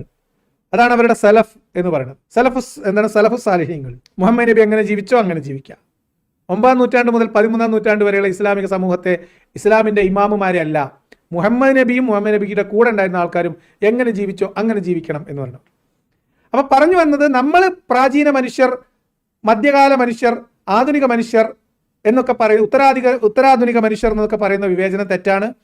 അത് ഇങ്ങനെ കുറഞ്ഞു വരികയല്ല ചെയ്യുന്നത്. മൂല്യം അല്ലെങ്കിൽ മേന്മ കൂടി വരുമൊന്നുമല്ല. പകരം 7-ാം നൂറ്റാണ്ടിലുള്ളത് ഏറ്റവും മികച്ച സമൂഹം, പിന്നെ അതിന്റെ താഴേക്ക് കുറഞ്ഞാണ് വരുന്നത് എന്ന ഹൈത്തമിയുടെ ഒരു വാദം നിങ്ങൾ ശ്രദ്ധിക്കുക. ഇനി ഞാൻ നിങ്ങളെ കേൾപ്പിക്കുന്നത് ഹൈത്തമിയുടെ തന്നെ ഒരു പ്രസംഗ ശകലമാണ്. നമ്മൾ ഈ വീഡിയോയുടെ തുടക്കത്തിൽ കേട്ടു. നമ്മൾ പറയുന്നത് ശരിയാണെന്ന് ഹൈത്തമിയുടെ വാദത്തിൽ നിന്ന് തന്നെ നമ്മൾ തെളിയിക്കുന്ന ഒരു രംഗം. അതായത് 7-ാം നൂറ്റാണ്ടിലുള്ള മനുഷ്യന്റെ ധാർമ്മിക ബോധമല്ല, 7-ാം നൂറ്റാണ്ടിലെ മനുഷ്യന്റെ നീതിബോധമല്ല ആധുനിക കാലത്ത് ജീവിക്കുന്ന 21-ാം നൂറ്റാണ്ടിൽ ജീവിക്കുന്ന നമുക്കുള്ളത്. അത് അതിനേക്കാൾ മികച്ചതാണ് എന്ന് തെളിയിക്കുന്നതിലേക്ക് അതിൽ തരാം. അതിന് മുമ്പ് ഒരു കാര്യം ഞാൻ മറന്നുപോയി. ഇപ്പൊ ഈ പറയുന്ന ഹൈത്തമി പറഞ്ഞല്ലോ ഏറ്റവും ഉത്തമമായ നൂറ്റാണ്ട് മുഹമ്മദ് നബി ജീവിച്ച 7-ാം നൂറ്റാണ്ടാണെന്ന്. അതിന്റെ മുമ്പുള്ള കാലഘട്ടത്തെക്കുറിച്ച് ഇസ്ലാമിന്റെ കാഴ്ചപ്പാട് എന്താണ്? മുഹമ്മദ് നബി വന്ന് ഇറങ്ങുന്ന കാലഘട്ടത്തിൽ, മുഹമ്മദ് നബി ജീവിച്ചു തുടങ്ങിയ 6-ാം നൂറ്റാണ്ടിലുള്ള മക്ക സമൂഹത്തെക്കുറിച്ചുള്ള ഇസ്ലാമിന്റെ കാഴ്ചപ്പാട് എന്താണ്? അവർ ജാഹിലിയത്തിലാണെന്നാണ്. അവർ അജ്ഞതയിലെ ഇരുളിൽ അകപ്പെട്ടു പോയവരാണ്, ജാഹിലുകളാണ് എന്നാണ്. അപ്പൊ ഇതൊക്കെ ഒന്ന് വിലയിരുത്തി നോക്കുക. പറയുന്ന വാദഗതികൾ നമ്മൾ ഈ പുകയുടെ ചുരുളിൽ കയറുമ്പോൾ നമ്മൾ കൃത്യമായിട്ട് കാര്യങ്ങൾ ചിലപ്പം വിശകലനം ചെയ്യാൻ പറ്റില്ല. ഇങ്ങനത്തെ വീഡിയോ കേൾക്കുമ്പോൾ നിങ്ങൾ തിരിച്ച് മനസ്സിലാക്കാം. നിങ്ങളുടെ കാഴ്ചപ്പാടനുസരിച്ച് 6-ാം നൂറ്റാണ്ട് അജ്ഞാത കാലഘട്ടം, ജാഹിലായ കാലഘട്ടവും, 7-ാം നൂറ്റാണ്ട് മുഹമ്മദ് നബി ഉത്തമ നൂറ്റാണ്ട്, പിന്നെ അവിടെ നിങ്ങോട്ട് ഇങ്ങനെ ഡിക്രീസ് ചെയ്ത് വരികയാണ് മനുഷ്യരെ മേന്മ. ശാസ്ത്രം പറയുന്നത് പക്ഷെ അങ്ങനെയല്ല, അല്ലെങ്കിൽ നമ്മൾ ആധുനിക മനുഷ്യർ വിശ്വസിക്കുന്നത് അങ്ങനെയല്ല. മനുഷ്യരുടെ അറിവ്, അത് എല്ലാ തരത്തിലുള്ള അറിവ് ആർജിക്കുകയാണ്, തെറ്റും ശരിയെക്കുറിച്ചുള്ള ബോധം ഉണ്ടാവുകയാണ്, മറ്റു മനുഷ്യരെക്കുറിച്ചുള്ള ഫീലിങ്സ് കൂടുതൽ മനസ്സിലാക്കി വരികയാണ്. ശാസ്ത്രീയമായ, സാമൂഹികമായ, സാങ്കേതികമായ, വൈജ്ഞാനികമായ എല്ലാ നിലയിലുമുള്ള സാമൂഹിക പുരോഗതി മനുഷ്യർ മുന്നോട്ട് ആർജിച്ച് വരിക തന്നെയാണ് ചെയ്യുന്നത്. അതുകൊണ്ട് 7-ാം നൂറ്റാണ്ടിലുള്ള മനുഷ്യനേക്കാളും മികച്ച മനുഷ്യർ തന്നെയാണ് തീർച്ചയായിട്ടും 21-ാം നൂറ്റാണ്ടിൽ. ഉമറിനേക്കാളും ഭേദമാണ് ഹൈത്തമി, അലിയേക്കാൾ ഭേദമാണ് ഹൈത്തമി, അബൂബക്കറിനേക്കാൾ ഭേദമാണ് ഹൈത്തമി. സാക്ഷാൽ മുഹമ്മദിനേക്കാൾ ഭേദമായിട്ടേ, മികച്ച മനുഷ്യനായിട്ടേ ഹൈത്തമിക്ക് 21-ാം നൂറ്റാണ്ടിൽ ഇവിടെ ജീവിക്കാൻ പറ്റൂ. അതാണ് ഇതിന് ഏറ്റവും ലളിതമായിട്ടുള്ള ഉത്തരം. ഹൈത്തമിയാണോ മുഹമ്മദ് നബിയാണോ മികച്ച മനുഷ്യൻ എന്ന് മുഹമ്മദിനെ കുറിച്ച് ഇതുവരെയുള്ള അറിവ് വെച്ചിട്ടും പഠിച്ചത് വെച്ചും പറഞ്ഞത് വെച്ചും ഇസ്ലാമിന്റെ പ്രമാണങ്ങളിൽ എഴുതി വെച്ചത് നോക്കിയും നമ്മൾ വിലയിരുത്തിയാൽ നിങ്ങൾ ആരാണ് മികച്ച മനുഷ്യൻ എന്നാ പറയാ? മുഹമ്മദ് നബിയാണോ ഹൈത്തമിയാണോ മികച്ച മനുഷ്യൻ? തീർച്ചയായിട്ടും ഹൈത്തമിയാണ്. എന്നാൽ ആ ഹൈത്തമിയെ പോലും മറ്റു മനുഷ്യരിൽ നിന്ന് വേറിട്ട് നിൽക്കാൻ പ്രേരിപ്പിക്കുന്ന മുഹമ്മദ് നബിയുടെ 7-ാം നൂറ്റാണ്ടിലെ ആ ചങ്ങലക്കണ്ണി ഉണ്ടല്ലോ, അത് ഹൈത്തമിയെ എങ്ങനെയാണ് പുറകോട്ടടിക്കുന്നത്? എങ്ങനെയാണ് ഹൈത്തമിയെ ആധുനിക സമൂഹത്തിന്റെ ബോധ്യത്തിനൊപ്പം മുന്നോട്ട് പോകാൻ സമ്മതിക്കാതെ മുഹമ്മദിന്റെ 7-ാം നൂറ്റാണ്ടിലെ ഈ വികലമായ സാമൂഹിക നിയമങ്ങളും മതനിയമങ്ങളും ഹൈത്തമിയെ തടയുന്നത് എന്നതിന് ഉദാഹരണം ഞാൻ തരാം. ഈ 7-ാം നൂറ്റാണ്ടിലെ മതം 21-ാം നൂറ്റാണ്ടിലെ മനുഷ്യനോട് ചെയ്യുന്ന ക്രൂരത എത്രത്തോളമാണ് എന്നതിന്റെ തെളിവ് ഇതാ. ചോദ്യം ചോദിക്കുന്ന ആളെയും ഉത്തരം പറയുന്ന ആളെയും നിങ്ങൾ ശ്രദ്ധിക്കുക. ഈ രണ്ട് മനുഷ്യരും നമ്മളുടെ കൂടെ ഈ നൂറ്റാണ്ടിൽ നമ്മളുടെ ഇടയിൽ ജീവിക്കുന്നവരാണ്, നമുക്ക് അറിയാവുന്നവരാണ് എന്ന് പ്രത്യേകം ശ്രദ്ധിക്കണം. അപ്പോൾ നിങ്ങൾക്ക് അവരോട് തോന്നുന്ന വികാരം എന്താണ് എന്ന് നിങ്ങൾ പറയണം. കാപ്റ്റീവ് വുമൺസിനെ സെക്സ്വലി അബ്യൂസ് ചെയ്യുന്നു എന്ന് പറയുന്നതുമായി ബന്ധപ്പെട്ട് എക്സ് മുസ്ലിംസിന്റെ ഒരു ഭാഗത്തുള്ള ചോദ്യമാണ്. അതിന്റെ യാഥാർത്ഥ്യവും അതിന്റെ ഇതും ഒന്ന് പറഞ്ഞു. നമ്മൾ തമ്മിലുള്ള എതിർപ്പല്ല, നിങ്ങൾ പറയും ക്യാപ്ചേർഡ് വുമൺസിനെ സ്ത്രീകളെ ലൈംഗികമായി ബന്ധപ്പെടുന്നതിന് എന്താ കുഴപ്പം? അവർക്ക് ഭർത്താക്കന്മാരുണ്ടായിരിക്കെ ഞാൻ നിങ്ങളെല്ലാം പറയുന്നത് അടിമത്തം എന്നുള്ളത് പഴയകാലം മുതലേയുള്ള ഒരു സിസ്റ്റമാണ്. ആ സിസ്റ്റം ഇസ്ലാം സ്റ്റാർട്ട് ചെയ്തതല്ല. അതുകൊണ്ട് അതിനെന്താ കുഴപ്പം എന്ന് ചോദിക്കാം. ഇനി നിങ്ങൾ ആലോചിക്ക്, 21-ാം നൂറ്റാണ്ടിൽ 6-ാം നൂറ്റാണ്ടിലെ ഏതെങ്കിലും ഒരു പഴകിയ കിതാബിന്റെ ദ്രവിച്ച ധാർമ്മിക ബോധം നെഞ്ചേറ്റിയ ഒരു മനുഷ്യനല്ലാത്ത, മനുഷ്യ സമൂഹത്തിന്റെ സ്വാഭാവികമായിട്ടുള്ള പുരോഗതിയിൽ ഒപ്പം സഞ്ചരിച്ചിട്ടുള്ള ഏതെങ്കിലും ഒരു മനുഷ്യന് ആക്രമിച്ച് പിടികൂടപ്പെട്ട സ്ത്രീകൾ, ഭർത്തൃമതികളായിട്ടുള്ള സ്ത്രീകളെ ഭർത്താക്കന്മാർ ജീവനോടെ അവരുടെ കൂട്ടത്തിലുണ്ടായിരിക്കെ അവരുമായി ശാരീരിക ബന്ധത്തിൽ ഏർപ്പെടുന്നതിനെ കുറിച്ച് ചോദിച്ചപ്പോൾ അതിനെന്താ കുഴപ്പം എന്ന് ചോദിക്കാൻ 21-ാം നൂറ്റാണ്ടിൽ ഒരു മനുഷ്യന് സാധിക്കുമെന്ന് നിങ്ങൾ വിചാരിക്കുന്നുണ്ടോ? ഈ 7-ാം നൂറ്റാണ്ടിലെ കിതാബിന്റെ ബാധ ചേരാത്ത അല്ലെങ്കിൽ ഇതിന്റെ ദുസ്വാധീനമില്ലാത്ത ഏതെങ്കിലും ഒരു മനുഷ്യന്, 21-ാം നൂറ്റാണ്ടിൽ ജീവിക്കുന്ന ഏതെങ്കിലും ഒരു സാമാന്യ ബുദ്ധിക്ക്, ഒരു വിഭാഗം മനുഷ്യർ മറ്റൊരു വിഭാഗത്തെ ആക്രമിച്ച് അവരുടെ സ്ത്രീകളെയും കുട്ടികളെയും പിടിച്ചുകൊണ്ട് വരുമ്പോൾ അതിൽ ബന്ദികളാക്കി ഈ കൂട്ടത്തിൽ ഒരു സ്ത്രീയുടെ ഭർത്താവ് ജീവിച്ചിരിക്കുമ്പോൾ പോലും ഇവരെ അംഗങ്ങൾക്കിടയിൽ വീതം വെച്ച് അവരുടെ ശാരീരിക ബന്ധത്തിൽ ഏർപ്പെടാൻ വൈക്ലഭ്യം തോന്നിയ സംഘാംഗങ്ങൾ അതിനറച്ചു നിന്നപ്പോ അത് കുഴപ്പമില്ല, ഭർത്താക്കന്മാരുടെ കുഴപ്പമില്ല എന്ന് കിതാബിൽ ആയത്തർത്തി കൊടുക്കുക. അള്ളാഹുവിനെ കുറിച്ച് നിങ്ങൾക്ക് എന്താ അഭിപ്രായം? അവിടെ ഷുഹൈബുൽ ഹൈത്തമി ചോദിക്കണ്ടല്ലോ, ഭർത്താക്കന്മാർ ജീവിച്ചിരിക്കാൻ നിങ്ങൾക്ക് എവിടുന്ന കിട്ടിയെന്ന്. ഉത്തരം പറയാൻ സെയ്ദ്ക്കാക്ക് അറിയാത്തതുകൊണ്ടാണ് കുഴപ്പം, അല്ലേ? ഹൈത്തമി പക്ഷെ അറിയാലോ, ഹൈത്തമിക്ക് അത് എവിടുന്ന കിട്ടിയതെന്ന്. ഖുർആൻ 4:24 ഭർത്തൃമതികളായിട്ടുള്ള സ്ത്രീകൾ അവരുമായിട്ട് ശാരീരിക ബന്ധത്തിൽ ഏർപ്പെടുന്നതിന് അറച്ചു നിന്ന സഹാബത്തിന് വേണ്ടി അള്ളാഹ് ആയത്തിറക്കി കൊടുത്തു, ഒരു ഭർത്താക്കന്മാരുടെ കുഴപ്പമില്ല എന്ന്. എവിടുന്ന കിട്ടിയത്? ഖുർആനിൽ നിന്ന് കിട്ടിയത്. 7-ാം നൂറ്റാണ്ടത്തെ ഖുർആനിൽ നിന്നാണ് കിട്ടിയത്. ഇപ്പൊ മനസ്സിലായിട്ടുണ്ടാവും എന്ന് ഞാൻ വിചാരിക്കും. എന്തുകൊണ്ടാണ് 7-ാം നൂറ്റാണ്ടിലെ നിയമങ്ങളെ നമ്മൾ വിമർശിക്കുന്നത്, എന്തുകൊണ്ടാണ് അടിമത്തത്തെ നമ്മൾ ഇന്നും വിമർശിക്കുന്നത് എന്ന് ഹൈത്തമിക്ക് ഉത്തരം കിട്ടിയിട്ടുണ്ടാവും എന്നാണ് ഞാൻ വിചാരിക്കും. ഇനി നിങ്ങൾ ആ ചോദ്യം ഒന്നുകൂടി കേട്ടോക്കി, അപ്പൊ നമുക്ക് കാര്യം കുറച്ചുകൂടി മനസ്സിലാവും. ഇസ്ലാമിന്റെ സങ്കല്പം നേരെ എതിരാണ്. ഖൈറുൽ ഖുറൂനി ഖുർനി ഫുമ്മല്ലദീന യലൂനഹും ഫുമ്മല്ലദീന യലൂനഹും. നാം അഹ്ലുസുന്ന വൽ ജമാഅത്തിന്റെ മൻഹജ് അക്ഷരാർത്ഥത്തിൽ ഇതാണ്. ഏറ്റവും നല്ല കാലഘട്ടം എന്റെ കാലമാണ്, പിന്നീട് അതിനോടടുത്ത കാലഘട്ടമാണ്, അതിൽ പിന്നെ നല്ല കാലം, അതിന്റെ ശേഷകാലമാണ്, അതിൽ പിന്നെ നല്ല കാലം എന്ന് മുഹമ്മദുർ റസൂലുള്ളാഹി സ്വല്ലല്ലാഹു അലൈഹി. ആ ചിന്തയുടെ വിപത്താണ് അടിമ സ്ത്രീകളെ ശാരീരികമായിട്ട് ദുരുപയോഗം ചെയ്യുന്നതുമായി ബന്ധപ്പെട്ട ചോദ്യം ചോദിക്കുമ്പോൾ അതിനെന്താ കുഴപ്പം എന്ന് ഷുഹൈബുൽ ഹൈത്തമിയെ കൊണ്ട് ചോദിപ്പിക്കും. ഇതുകൊണ്ടാണ് നമ്മൾ ആ നൂറ്റാണ്ടിലെ കിതാബിനെ വിമർശിക്കുന്നത്. ആ നൂറ്റാണ്ടിലെ മതനിയമങ്ങൾ ഈ നൂറ്റാണ്ടിലും മികച്ചതാണ് എന്ന് നിങ്ങൾ തള്ളിമറിച്ചുകൊണ്ട് നാട് നിങ്ങളെ സ്റ്റേജ് കിട്ടുന്നത് കൊണ്ടാണ് അതിന്റെ പിന്നാലെ കൂടി അതത്ര വലിയ മുന്തിയ സാധനമല്ല എന്ന് നമ്മൾ പറയേണ്ടി വരും. എന്തുകൊണ്ടാണ് ഇസ്ലാമിനെ വിമർശിക്കേണ്ടി വരുന്നതെന്നും എന്താണ് 7-ാം നൂറ്റാണ്ടിലെ കിതാബിന്റെ കുഴപ്പമെന്നും അത് 21-ാം നൂറ്റാണ്ടിലെ മനുഷ്യരെ എങ്ങനെയാണ് ബാധിക്കുന്നതെന്നും എന്തുകൊണ്ടാണ് ആ കാലഘട്ടത്തിലെ നിയമങ്ങൾ ഈ കാലഘട്ടത്തിൽ ഇസ്ലാമിക വിമർശകർ ചർച്ചയ്ക്കെടുക്കുന്നത് എന്നും എന്തുകൊണ്ടാണ് സംവാദത്തിന് വെല്ലുവിളിക്കുന്നതെന്നും എന്തുകൊണ്ടാണ് നിരന്തരമായി ഇത്തരം കാര്യങ്ങൾ വിമർശിച്ചുകൊണ്ടിരിക്കുന്നത് എന്നതിനും എല്ലാത്തിനുള്ള ഉത്തരം കിട്ടിക്കാണും എന്നാണ് ഞാൻ വിചാരിക്കുന്നത്. ഇനിയും സംശയം ബാക്കിയാണെങ്കിൽ ഹൈത്തമിക്ക് നേരിട്ട് വരാവുന്നതാണ്, നമുക്ക് സംസാരിക്കാം. അതാണ് ആ കാര്യത്തിൽ പറയാനുള്ളത്.